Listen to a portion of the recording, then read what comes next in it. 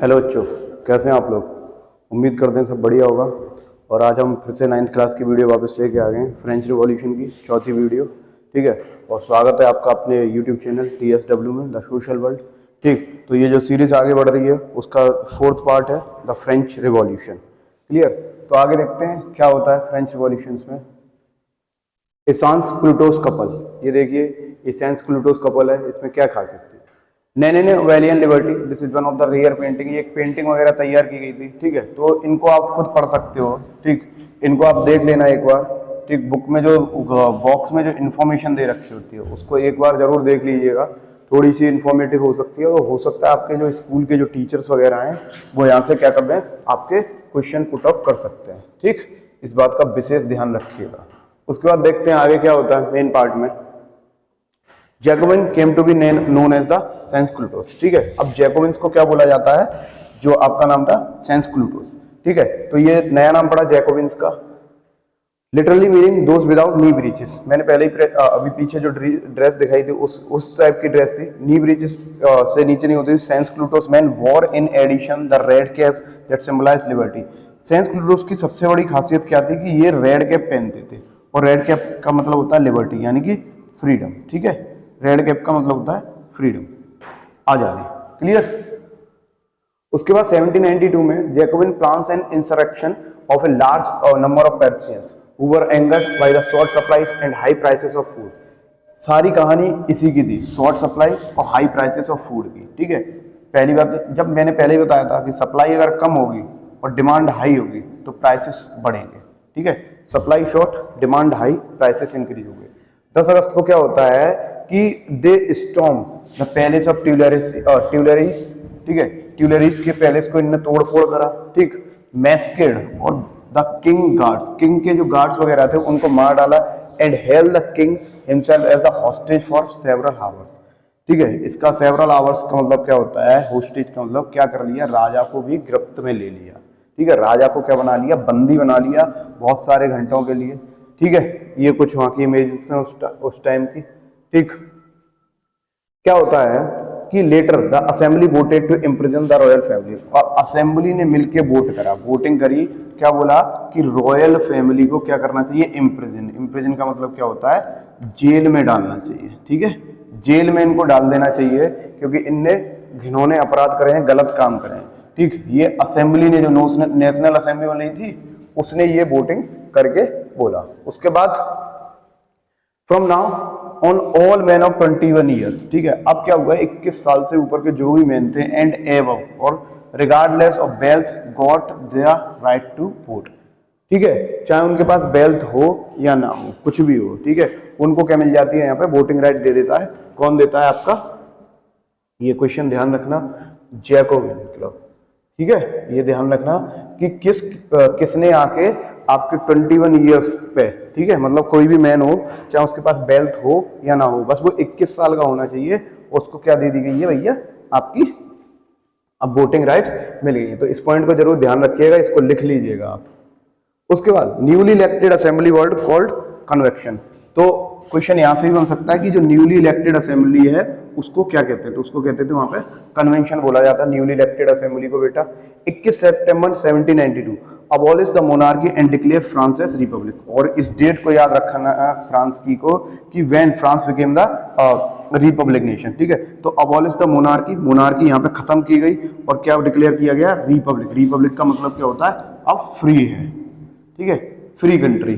ठीक, जहां पर रूल्स और रेगुलेशन होंगे, सब कुछ होगा। उसके बाद देखिए क्या होता है बेटा, republic is a form of government there the people elect the government including the head of the government. Clear, republic का मतलब क्या होता है, ये जो form of government there the people elect the government including the, यानी कि देखो सीधी सीधी भाषा वो है कि रिपब्लिक गवर्नमेंट उसे बोला जाता है जहां पे वोट वगैरह होंगे, वोटिंग होगी, और जो हेड वगैरह चुना जाएगा वो उसी के थ्रू चुना जाएगा कि लोग जो वोटिंग कर रहे हैं उसके आधार पर। बाकी ऐसा कुछ गुणा भाग वाली चीज नहीं है। ठीक है, उसके बाद नो हेरिडेटरी मोनार्की। ठीक है, कोई वो पैतृक वाली मोनार्की सिस्टम नहीं होगा जो चला आ रहा था आपका। Louis 16 was sentenced to death by a court on the charge of treason. Treason का मतलब क्या होता है, देशद्रोह के, ठीक है, जो उसने देश के साथ गद्दारी करी थी, विद्रोह किया था, ठीक है, उसके लुई 16 को क्या दे दिया गया, मौत की सजा दे दी गई थी। ठीक, तो यहां से क्या स्टार्ट हो गया था बेटा, आपकी बोरबन डायनेस्टी जो थी, ठीक है, बोरबन डायनेस्टी का पतन स्टार्ट हो गया था। ठीक है, बोरबन डायनेस्टी। और लुई 16, क्वेश्चन आ सकता है लुई 16 किस डायनेस्टी से बिलोंग करता था, तो आप ध्यान रखो बोरबन नाम का एक बिस्किट आता है। ठीक है, तो बोरबन कंपनी का एक बिस्किट है, हो सकता है क्योंकि ये बिस्किट रॉयल होता है, बोरबन डायनेस्टी भी रॉयल थी, तो हो सकता है वहां से ये नाम ले लिया गया हो, है ना। तो इसको याद रखिए थोड़ा, बोरबन डायनेस्टी को। क्लियर। उसके बाद आगे बढ़ते हैं। 21 जनवरी 1793 को क्या होता है, he was executed publicly at the palace de la Concorde. ठीक है, तो ये वो जगह थी जहां पे इसको एग्जीक्यूट किया गया था, मारा गया था। ठीक है, जो भी सजा मिलती थी वहां पे तो आपके लुई 16 को दी गई थी। ठीक है, और queen Marie Antoinette met with the same fate, बेचारी की रानी को भी, मतलब खुद मरे तो मरे, पत्नी को लेके भी मर गए बेचारे, तो उनकी पत्नी के साथ भी यही किया गया, उनको भी मौत की सजा सुना दी गई थी। तो सोचो, खूबसूरत सी रानी भी मर गई बेचारी, है ना, उसको भी नहीं छोड़ा गया, कितना गलत बात है ना। द रेज ऑफ टेरर, अब देखिए ये भैया बहुत तगड़ा वो था टाइम फ्रांस के लिए, 1793 टू 94 पर क्या हुआ था इसमें, द रीजन ऑफ टेरर। ठीक है, Robespierre followed a policy of severe control and punishment. Robespierre जो आपका मैंने बताया था ना, कौन था, रॉबीस्पियर, मैक्सिमिलियन रॉबीस्पियर, उसने भैया बहुत कड़ी सीवियर कंट्रोल एंड पनिशमेंट वाली पॉलिसी अपनाई। सीवियर कंट्रोल मतलब हर चीज को कंट्रोल करके रखना है, पनिश करना है लोगों को छोटी छोटी चीजों पे, और ये इसीलिए से बोला गया था reason of terror. All those who he saw as being enemies of the republic. लेकिन एक और बात थी, इसको ये दिखता था कि जो भी रिपब्लिक का, ठीक है, फ्रीडम का दुश्मन दिख रहा है, ठीक है, इसका फ्रीडम का, एक्स नोबल्स हुए, क्लर्जी हुए, members of other political parties, even members of his own party who did not agree with his methods were arrested, imprisoned and then tried by a revolution tribunal। ठीक है, तो क्या था कि x nobles इसको दुश्मन लगते थे, क्लर्जी दुश्मन लगते थे, और मेंबर्स जो अदर पॉलिटिकल पार्टीज के वो भी, और इवन जो इसकी बात से एग्री नहीं होता था इसकी खुद की पार्टी में, वो भी इसको क्या लगते थे, गलत लगते थे, उनको अरेस्ट कराता था, जेल में डलवा देता था, and then tried by a revolutionary tribunal. ठीक है, तो ये सब यातनाएं उस टाइम पे चल रही थी आपके कहां, फ्रांस के अंदर। If the court found them guilty, अगर कोर्ट उनको गिल्टी पाएगा, ठीक है, गिल्टी यानी कि उनको दोषी पाता है, तो उनको ग्लूटिन कर दिया जाएगा। अब ग्लूटिन क्या होता है, ये देखिए इस तरीके का एक फरसा टाइप का होता है, ठीक, ये दिख रहा है आपको, इसमें क्या करा जाता है, ये देखिए इंसान की गर्दन को लगाया जाता है और ये फरसा नीचे गिरा दिया जाता है, इंसान की ये जो गर्दन होती है वो कट के अलग। तो इस तरीके का सलूक किया जाता था उस टाइम पर, सोच सकते हो कितनी खतरनाक मौत दी जाती थी।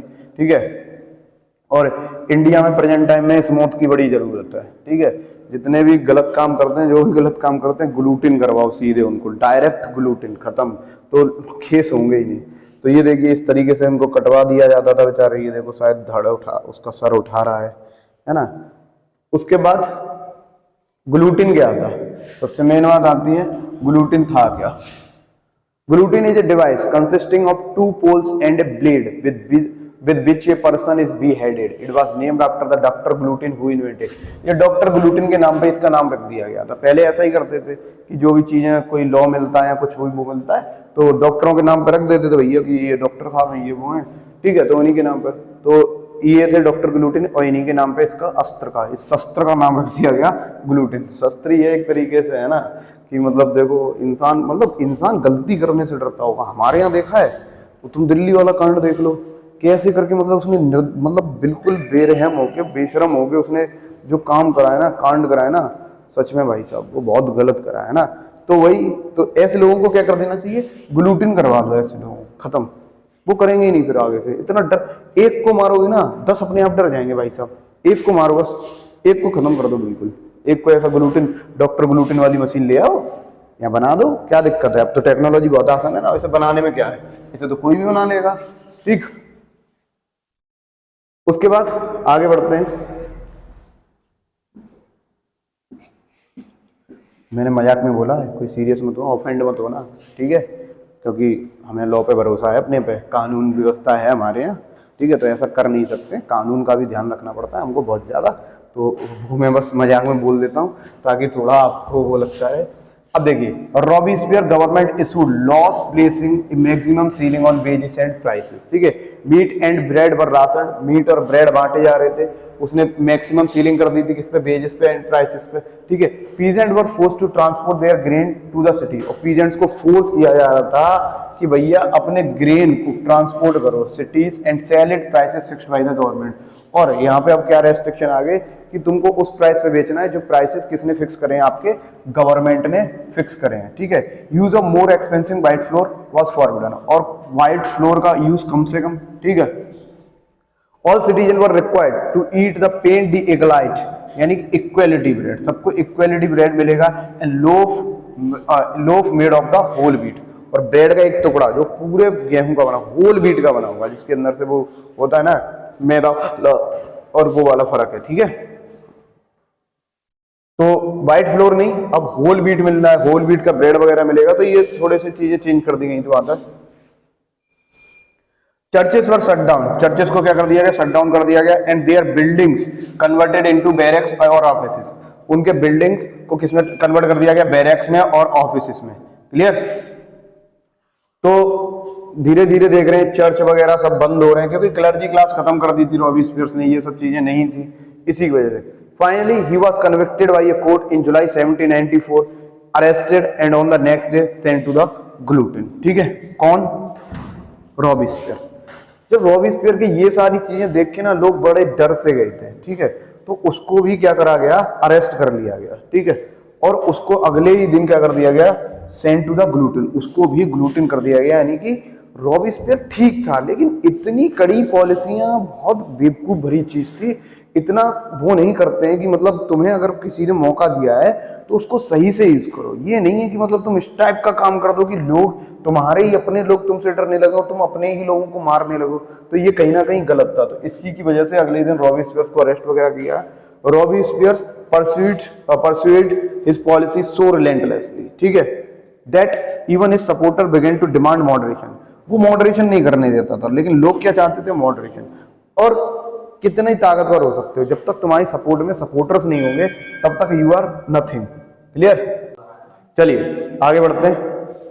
ए डायरेक्टरी रूल्स फ्रांस, ठीक है। अब डायरेक्टरी रूल्स हो गया फ्रांस में, कैसे, जैसे ही जैकोबिन गवर्नमेंट गिरती है, जैकोबिन गवर्नमेंट का इधर फॉल ऑफ जैकोबिन गवर्नमेंट हुआ, allowed the wealthier middle class to seize the power, और ये अलाउड करती है किसको, वेल्थियर मिडिल क्लास को, कि वो जाके क्या कर ले, पावर को सीज कर ले, कहां पे, फ्रांस में जो चल रहा था उसमें, ठीक है।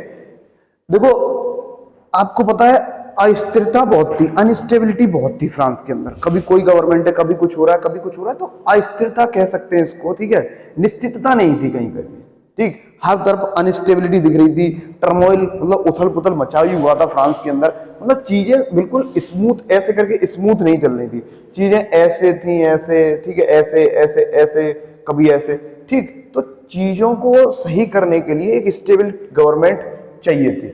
अभी क्या हुआ, जैसे ही जैकोबिन मरा, जैकोबिन की गवर्नमेंट गई, मिडिल क्लास वेल्थियर सेक्शन ने पावर सीज कर ली, न्यू कॉन्स्टिट्यूशन, अब फिर से इन्होंने नया कॉन्स्टिट्यूशन इंट्रोड्यूस कर दिया, which denied the vote to non property right में।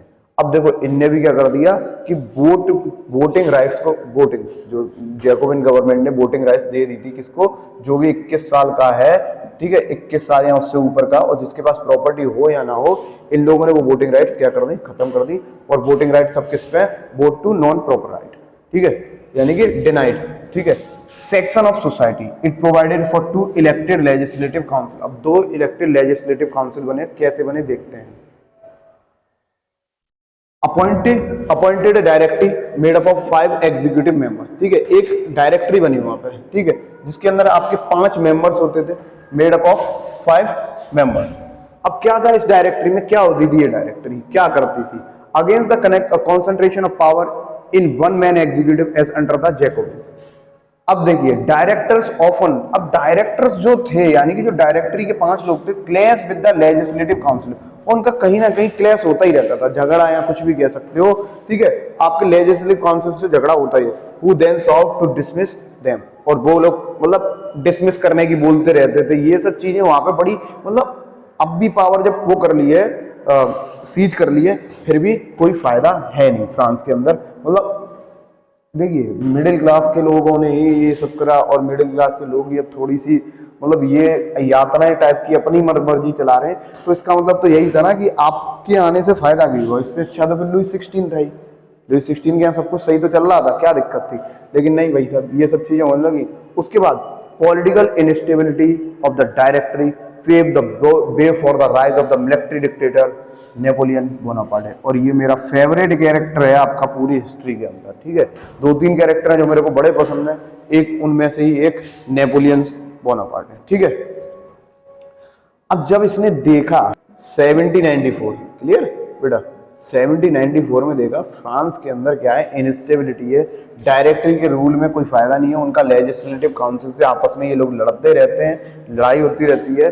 तो इसने धीरे धीरे, ये मिलिट्री डिक्टेटर था, और धीरे धीरे 1794 से पावर को सीज करना स्टार्ट करा। किसने? आपके नेपोलियन। नेपोलियन की कहानी आगे बताएंगे क्या है, ठीक है। दिस मैन, ये मैन डिजर्व करता है एक स्पेशल लेक्चर अलग से। तो मेरे पास जितनी नॉलेज होगी नेपोलियन को लेके मैं जरूर आपके सामने। Did women have a revolution? अब बात करते हैं क्या वुमेन का भी रिवॉल्यूशन था या नहीं था। बिल्कुल सही बात है। Parisian women on their way to Versailles, ये एक इमेज दी गई है, आपने देखा होगा। This print is one of the many pictorial representation of the events of 5 October 17 when women march to Versailles and brought the king back with them to Paris. तो ये उस टाइम की तस्वीर है, clear. Women were active participant, हम लोगों ने देखा था वुमेन यहाँ पे एक्टिव पार्टिसिपेंट थी, ठीक है। They hope that their involvement would pressurise the revolutionary government. इनको ऐसा लगता था कि वुमेन का जो भी आपका इन्वॉल्वमेंट है इसके अंदर, वो गवर्नमेंट को क्या करेगा, प्रेशराइज करेगा, ठीक है। और दूसरी चीज और ये और थी कि इनको भी बेचारी लोगों को क्या चाहिए था, हक चाहिए था। वुमेन्स को उस टाइम पे कोई हक तो दिए नहीं गए थे। Women of the third state had to work for a living. और सबसे बड़ी बात थी यहाँ पे जो थर्ड स्टेट की वुमेन थी, उनको अपनी जिंदगी गुजारने के लिए, जिंदगी व्यतीत करने के लिए काम करना पड़ता था, क्लियर। सीमेस्ट्रेस की तरह काम करती थी, लॉन्ड्री वालों की तरह काम करती थी। कुछ लोग फ्लावर बेच रही हैं, कुछ लोग फ्रूट्स बेच रही हैं, वेजिटेबल बेच रही हैं, कुछ मार्केट में काम कर रही हैं एम्प्लॉयड, और कुछ लोग एम्प्लॉयड है कैसे, एज ए सर्वेंट, मतलब मेड बोलते हैं जिनको, in the houses of prosperous people. कहाँ पे? जो थर्ड सोसाइटी के, थर्ड सेक्शन के, थर्ड क्लास के ही आपके कौन से लोग थे, प्रॉस्परस लोग थे, उनके यहाँ पे। Most women did not have, और एजुकेशन और जॉब ट्रेनिंग की तो बात ही मत करो, इनके लिए एसेस था ही नहीं, ठीक है। Did not have access to education और जॉब ट्रेनिंग, नहीं था एसेस। सिर्फ कौन पढ़ सकता था उस टाइम पे बेटा, देखो आप देखिए, डॉटर्स ऑफ नोबल्स और wealthier members of the third state could study eight A convent. सिर्फ आपकी कौन, डॉटर्स ऑफ नोबल्स और wealthier members of the third state की वेल्थियर मेंबर सिर्फ पढ़ाई कर सकती थी आपके कॉन्वेंट वगैरह में। उसके बाद जो आपकी वर्किंग वुमेन है, clear, working women had also to care for their families. और वर्किंग वुमेन को क्या करना पड़ता था, अपनी फैमिली का, काम के साथ साथ अपनी फैमिली का भी ध्यान रखना पड़ता था, क्लियर। उसके बाद that is cook, fetch water, Q for bread and, मतलब ये वो था कि खाना बनाना है, पानी लेके आना है, लाइनों में खड़े होना है, किसके लिए, ब्रेड के लिए, और बच्चों का देखभाल करनी है, ये सब चीजें थी। उसके बाद badges were lower than those of man. इनकी जो बेजेस थी, ठीक है, बेजेस थी वो बहुत कम थी, ठीक है। Badges were lower than those of man, यानी कि आदमी को जो दिहाड़ी मिलती थी ना, उससे इनकी जो तनख्वाह थी वो बहुत ज्यादा कम थी, क्लियर। एक ये भी इनइक्वालिटी थी यहाँ पे वुमेन्स के केसेस में। उसके बाद women started their own political clubs. अब देखिए, जब वुमेन्स को देखा कि कोई भी ऐसी पार्टी नहीं है जो उनके लिए लड़ रही हो, उनकी बात भी नहीं कर रही थी, ठीक है, तो वुमेन ने क्या करा, अपने पॉलिटिकल क्लब्स स्टार्ट कर दिया और न्यूज़पेपर स्टार्ट कर दिया, खुद का न्यूज़पेपर आने लगा था वुमेन्स का, क्लियर। 60 वुमेन्स, ठीक, 60 women's clubs came up in different French cities, ठीक है। 60 वुमेन क्लब्स बन गए भैया, अलग अलग डिफरेंट फ्रांस के अलग अलग शहरों में उनके 60 क्लब बन जाते हैं, ठीक। Society of revolutionary and Republic, ठीक है, सोसाइटी जो थी revolutionary and Republic women was the famous of them, और उसमें से सबसे ज्यादा जो फेमस मानी गई थी आपकी society of revolutionary and Republic women, ये सबसे ज्यादा फेमस क्लब था। तो आप सोच रहे होंगे ये क्यों जरूरी है, तो आपका एक क्वेश्चन बन सकता है कि what was the role of women's in the French revolution, किस तरीके से उन्होंने, तो ये सारा उसी का आंसर है। 5 नंबर में क्वेश्चन आपका टीचर पूछ सकता है, ठीक है, तो आपको ये चीजें ध्यान रखनी है। क्लियर? उसके बाद आगे बढ़ते हैं बेटा, वुमेन वर डिसअपॉइंटेड। हाँ देखो एक और बात, जो 1791 का जो कॉन्स्टिट्यूशन बना था आपका, 1791 का कॉन्स्टिट्यूशन बना था वुमेन्स के लिए, नो वुमेन राइट, इसने वुमेन्स के लिए कुछ नहीं करा था बेटा, ठीक है, वुमेन्स राइट नहीं थी, यानी कि वुमेन्स को क्या चाहिए था भैया, इनको चाहिए था इक्वालिटी जैसी चीजें, ठीक है, इक्वालिटी चाहिए थी, ठीक, और क्या चाहिए, वोटिंग राइट चाहिए, ना वोटिंग राइट थी, ठीक है। तो वुमेन को इतना रिवॉल्यूशन में इन्हें पार्टिसिपेट करा लेकिन मिला कुछ भी नहीं, और इनको कैसा सिटीजन बना दिया, पैसिव सिटीजन। पैसिव सिटीजन का मैंने पहले ही बता दिया था, पैसिव सिटीजन वो सिटीजन इनके पास कोई राइट है ही नहीं, ठीक है, तो वुमेन्स को तो पैसिव सिटीजन के अंदर रखा ही गया था। क्लियर? आगे बढ़ते हैं इसी साथ, they demanded the right to vote to be elected to assembly and to hold political office। इनकी डिमांड क्या थी, सबसे पहले राइट टू वोट, ठीक है, टू बी इलेक्टेड और टू असेंबली, और इनको असेंबली में भी इलेक्ट होना चाहिए, एंड होल्ड पॉलिटिकल ऑफिस, और पॉलिटिकल ऑफिस भी इनको होल्ड करने के लिए मिलने चाहिए। उसके बाद देखते हैं revolutionary government did not introduce laws that help improve the, इसका मतलब यह था कि जो भी कोई भी गवर्नमेंट आई थी, whether it is Jacobian government, national assembly और द थर्ड स्टेट गवर्नमेंट, किसी ने भी वुमेन्स की लाइफ्स को सुधारने के लिए कोई भी काम नहीं करा था। इसी की वजह से ये नौबत आ गई थी कि वुमेन्स को अपने पॉलिटिकल क्लब्स स्टार्ट करने पड़े थे। Together with the creation of the state school, schooling was made compulsory, और धीरे धीरे थोड़ा सा चेंज आया, स्टेट स्कूल्स बनेंगे, स्कूलिंग कंपलसरी कर दी गई, किसके लिए, गर्ल्स के लिए। यहाँ पे ये चीज नहीं मिली थी। फादर्स, अब जो फादर्स लोग थे वो फोर्स नहीं कर सकते किसी भी लड़की को, ठीक है, कि fathers could not long force them to into marriage against their will, उनकी मर्जी के खिलाफ शादी नहीं हो सकती है, ये एक लॉ पारित किया गया था, ठीक है, मतलब जैसे फादर अगर जबरदस्ती करते हैं तो ऐसा नहीं होगा। क्लियर? तो अब भैया उनकी शादी जो होगी उनकी मर्जी से होगी। Marriage was made into a contract, और मैरिज कैसे होगी, एक कॉन्ट्रैक्ट में होगी, enter into freely and registered under the civil law, और उसको एंटर किया जाएगा, मतलब रजिस्ट्रेशन कराया जाएगा उसका किसमें, सिविल लॉ में, ठीक है। डाइवोर्स को लीगल कर दिया गया, क्या डाइवोर्स का, जैसे जब किसी पति पत्नी में नहीं बन रही है तो डाइवोर्स ले सकते हैं, ऐसी कोई बहुत दिक्कत भरी बात नहीं है। तो ये सारी चीजें थोड़ी थोड़ी से रिफॉर्म आए, वुमेन्स के लिए रिफॉर्म आने लगे थे, ठीक है। Women put now train for jobs, और वुमेन अब जॉब्स के लिए भी ट्रेन हो सकती है, ये चीज ध्यान रखा गया। Women struggle for equal political rights continue, लेकिन अभी भी वुमेन्स का स्ट्रगल जो था किसके लिए, इक्वल पॉलिटिकल राइट्स के लिए कंटिन्यू कर। ये सब तो मिला, ठीक है, मिला थोड़ा बहुत तो मिला, लेकिन अभी भी पॉलिटिकल राइट्स नहीं मिली थी, यानी कि राजनीतिक जो जरूरतें थी, राजनीतिक जो हक थे वो कहीं ना कहीं मिस हो रहे थे, किसके, आपके वुमेन्स के। During the reason of terror, और रीजन ऑफ टेरर के टाइम पे क्या करा था आपका जो जैकोबिन गवर्नमेंट थी, उसने सारे वुमेन्स के पॉलिटिकल क्लब्स को बंद करा दिया था, women's clubs, and banning their political activities. Many prominent women were arrested and a number of them executed, बहुत सारी वुमेन्स को अरेस्ट किया गया था और बहुत सारी को एग्जीक्यूट कर दिया गया। क्लियर? 1946 में आपकी वुमेन्स को क्या मिला था, women in France won the right to vote. सोचो, जो रिवॉल्यूशन आपका 1789 से स्टार्ट होता है और जाके आपका कब 1946 में भैया क्या मिलती है, इनको वोटिंग राइट्स मिलती है। तो वुमेन्स का स्ट्रगल तो सबसे ज्यादा तगड़ा चला था इनके यहाँ पे। क्लियर? उसके बाद life of a revolutionary women Olympe de Gouges, ठीक है। तो इसमें से एक क्वेश्चन बन जाता है, ये आपकी बुक में दे रखा है, ठीक है, नीचे पैराग्राफ जब वुमेन रिवॉल्यूशन दे रखा है उसके खत्म होते ही ये नीचे दे रखा है, तो इसको एक बार देख लीजिएगा। एक रिवॉल्यूशनरी वुमेन थी, इन्होंने ही वुमेन्स को मूवमेंट को चलाया था, ठीक है, काफी सारी चीजें, लेकिन एट द एंड इनको भी ट्रीजन के केस में एट द एंड क्या कर दिया गया था, एग्जीक्यूट कर दिया गया, मार वार दिया गया था, ठीक है, सजा मिली थी इनको ट्रीजन के केस में। तो ये सारी चीजें थी। Some of the basic rights set for Olympe de Gouges ने क्या करा था, एक डिक्लेरेशन बनाया था, ठीक है, जो कॉन्स्टिट्यूशन था उस कॉन्स्टिट्यूशन में एक डिक्लेरेशन बताया, वुमेन इज बॉर्न फ्री। इनने क्या कहा, इसकी खास बात क्या थी, women is born free and remains equal to man in rights, और वो इक्वल है, ठीक है। दूसरा इसमें सबसे बड़ी खास बात क्या थी, ये थी the goal of all political association is the preservation of the natural rights of women and man, these rights are liberty, property, security and above all.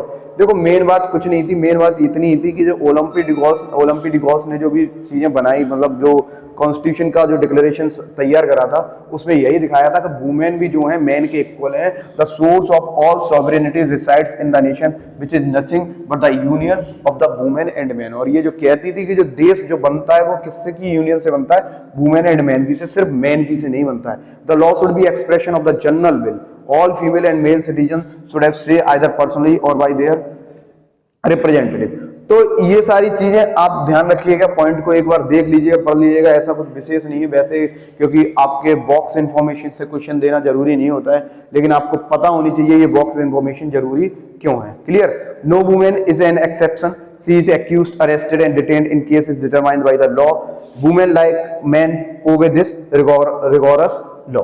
ठीक, तो बेटा चलो अब आगे बढ़ते हैं, नेक्स्ट टॉपिक देखते हैं। नेक्स्ट टॉपिक है हमारा द अबॉलिशन ऑफ स्लेवरी। अब सबसे बड़ी बात है स्लेवरी की बात क्या होती है। स्लेवरी का मतलब होता है कि गुलामी, ठीक है।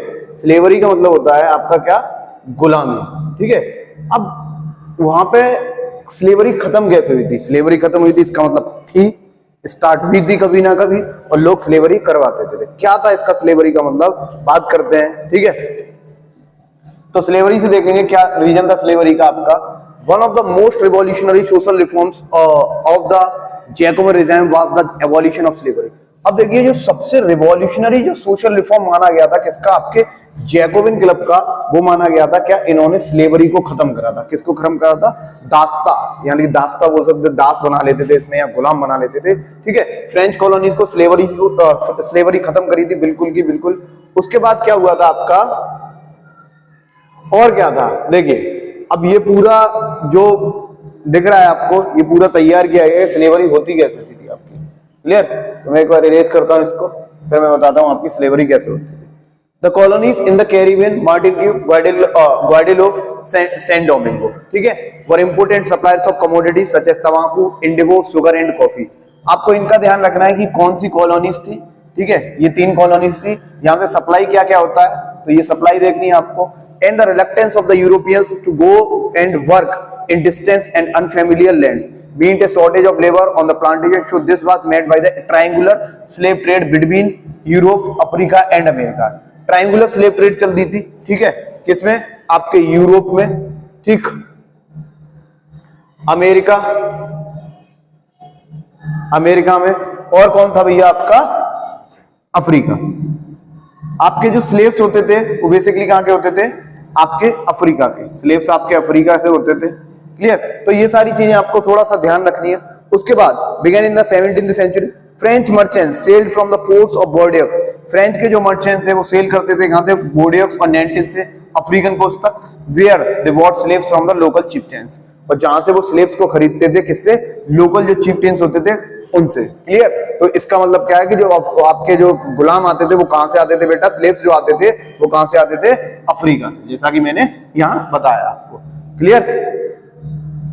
अब देखिए कि they bought slaves from the local chieftains, branded and shackled slaves, ठीक। अब देखिए जैसे हम लोग ब्रांडेड करते हैं, वहां पर गुलाम भी ब्रांडेड होने चाहिए, है ना। गुलाम का भी अलग अलग अपना वो था, रेट था, branded and shackled, the slaves were packed tightly into ships for the 3 months long voyage across the Atlantic to the Caribbean.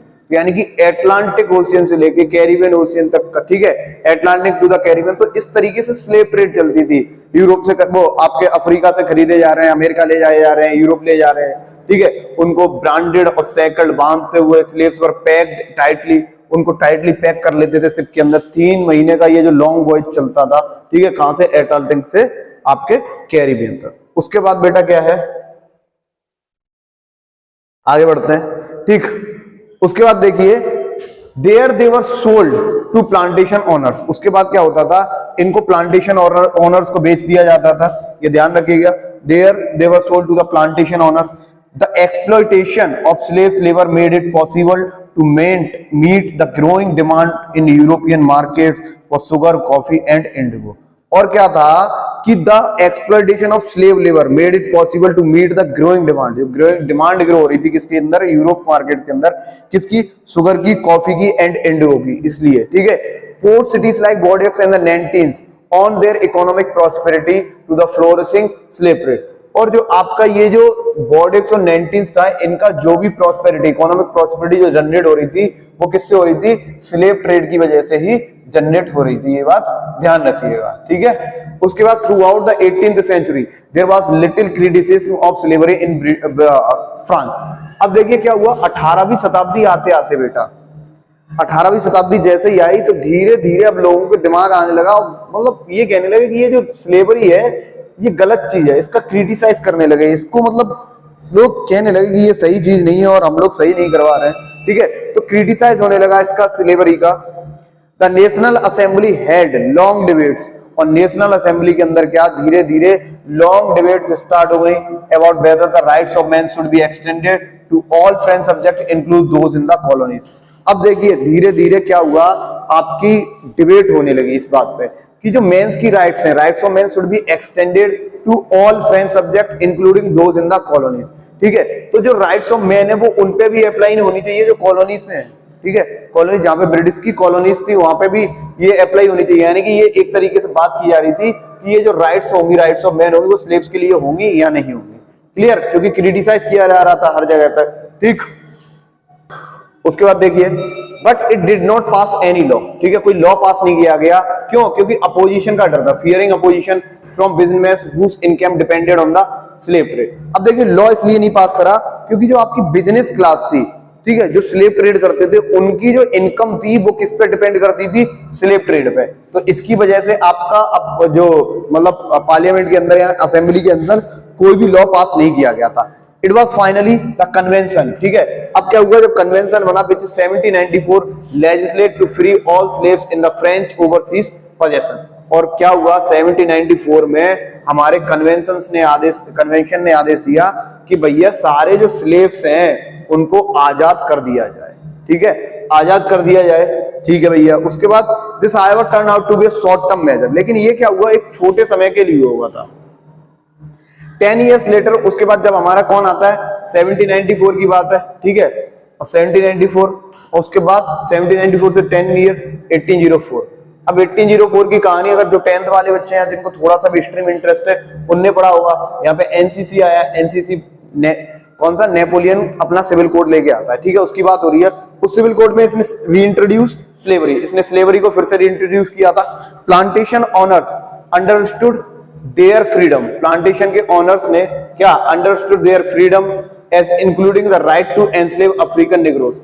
अब देखिए प्लांटेशन ऑनर्स क्या कहते थे, understood their freedom as including right to enslave African Negroes in pursuit of their economic interest. ये कहते थे कि ये हमारा राइट है इनको क्या बनाना, इनको गुलाम बनाना, ठीक है, क्योंकि इसमें इनका इकोनॉमिक इंटरेस्ट भी था, फायदा हो रहा था। Slavery was finally abolished in the French colonies इन 1848 और 1848 में इनके यहां से स्लेवरी क्या कर दी गई, खत्म कर दी गई, ठीक है। तो ये सारे पॉइंट है, बहुत ज्यादा इंपोर्टेंट पॉइंट है, ठीक है, कि अबॉलिशन ऑफ स्लेवरी कैसे हुई थी, क्या था। पूरा 5 नंबर का क्वेश्चन यहां से आराम से बन सकता है, तो प्लीज आप इस बात का ध्यान रखिएगा, आपको तैयार करना है। ये पूरा अच्छा टॉपिक है काफी, है ना, क्योंकि ये वो चैप्टर है जिसको कनेक्ट करेंगे आप लोग 10th क्लास में। अगर ये चैप्टर आप नहीं पढ़ोगे, यहां नहीं पढ़ोगे, तो आपको 10th क्लास में समझ नहीं आएगा काफी कुछ, ठीक है। इसका बहुत ज्यादा महत्वता है 10th क्लास में, क्लियर। तो प्लीज आगे बढ़ते हैं इसी के साथ। आगे क्या दे रखा है बेटा, देखिए द इमेंसिपेशन ऑफ स्लेव्स, कैसे स्लेव को, इमेंसिपेशन का मतलब था फ्रीडम कैसे मिली थी आपको, किससे, किनको, स्लेव्स को। तो उसी के बारे में बात करते हैं, ठीक है। तो अब उसके बाद आपका ये टॉपिक है the revolution and everyday life. Can politics change the clothes people wear, the language they speak और द बुक्स दे रीड। ये सबसे बड़ा क्वेश्चन है, क्या जो राजनीति होती है क्या वो बदल देती है, लोग जो कपड़े पहनते हैं, जो लैंग्वेज बोलते हैं, या जो वो बुक पढ़ते हैं, क्या वो बदल देती है। क्या हुआ था 1789 में, हमने देखा France of many such changes in the lives of man, women and children.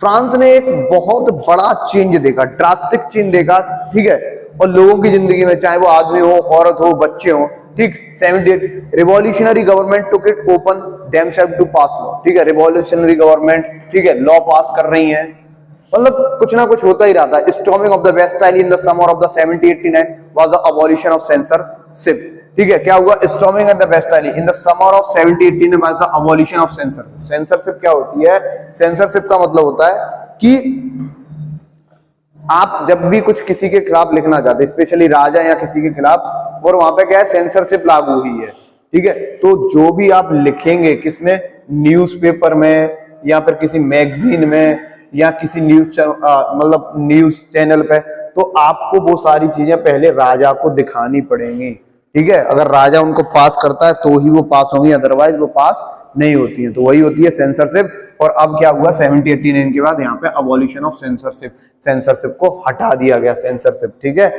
The old regime all written material, ये देखिए ये मतलब होता है the old regime all written material and cultural activities, books, newspaper, plays could be published or performed only after they have been approved by the censors of the king।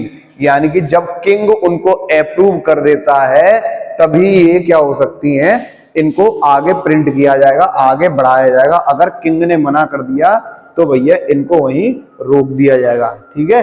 तो ये होता था ओल्ड रिजाइम में, clear. तो यही होती है आपकी sense. Declaration of the rights of man and citizen proclaimed freedom of speech and expression to be a natural right। Declaration जो था rights of man and citizen का, उसमें क्या proclaim किया गया? Freedom of speech and expression to be the natural right। Newspaper, pamphlets, books and printed picture flooded the towns of France, ठीक है। धीरे धीरे क्या हो रहा था, आपके जो न्यूज़पेपर और जो पैम्पलेट, बुक्स और आपकी प्रिंटेड पिक्चर्स पूरे मार्केट में बाढ़ की तरह आ गए थे आपके, कहां पे, फ्रांस के मार्केट में, टाउन्स में, हर जगह पे बहुत ज्यादा बाढ़ सी आ गई थी इनकी। Freedom of the press also mean that opposing views of event could be express. Freedom of press मिलने लगी थी। अब दो opposing views of event could be express, लोग अपोज कर सकते थे, अपने व्यूज दे सकते थे सब पे। Plays, songs and festive procession attracted large number of people. जो प्ले थे, सॉन्ग थे, फेस्टिव प्रोसेशन थे, ये अट्रैक्ट करते थे लंबे अच्छे नंबर, मतलब large number of people. This was one way they could grasp and identify with idea such as liberty. और यहीं से कुछ आइडिया आते थे किसके, लिबर्टी के, फ्रीडम के और जस्टिस के। That political philosopher wrote about the length in the text which only a handful of educated people could read. वही फिलोसफर्स की जो फिलोसफी थी, आपको पता है जितने भी रिवॉल्यूशन हुए हैं, ठीक है, ये जो रिवॉल्यूशन होते हैं ना, इसमें सबसे बड़ा जो हाथ रहता है वो किसका रहता है, आपके फिलोसफर्स का, ठीक है। फिलोसफर हुए, सोशलिस्ट हुए, फिलोसफर्स, ठीक है, सॉरी,